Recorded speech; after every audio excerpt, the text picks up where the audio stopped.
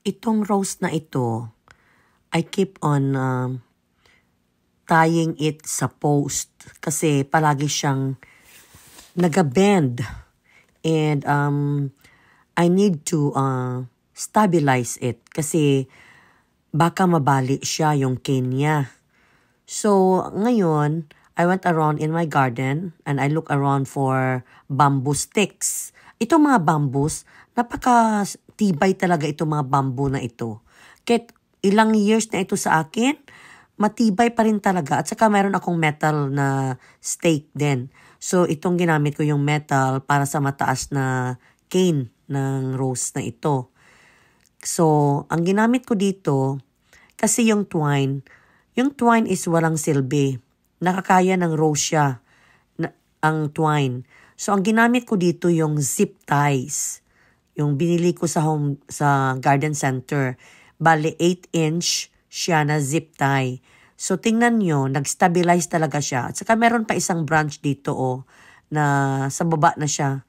So, napakasayang naman itong rose na ito kasi, tingnan nyo, kahit anong lamig ngayon, namumulaklak pa rin siya. So, at saka araw-araw nakikita ko siya kasi sa harapan ito ng bahay ko. So, yun lang masabi ko sa rose na ito. So, mas stabilize talaga siya pag solid yung iyong gamitin na stake. Kasi kung hindi, madala lang siya ng rose.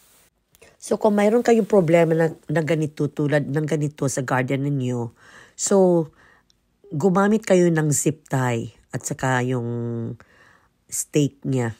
So, para hindi siya matumba sa one side yung kanyang cane. Kahit anong plants, ginagamitan ko ng zip tie. Huwag lang masyadong tight. Huwag lang masyadong tight yung pagkalagay ng zip tie. Yung para maka-move pa rin kahit konti yung branch.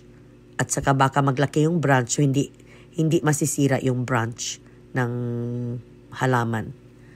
So, I hope na nakashare ako sa information na ito sa ganitong problema sa halaman. At saka masabi ko lang sa rose, kahit malamig siya, namulaklak pa rin siya. So, it's really a nice plant, ang rose na ito. Namumulaklak pa rin siya kahit malamig. Malamig na ang panahon. Thank you for watching and please follow me more. Thank you very much. Bye!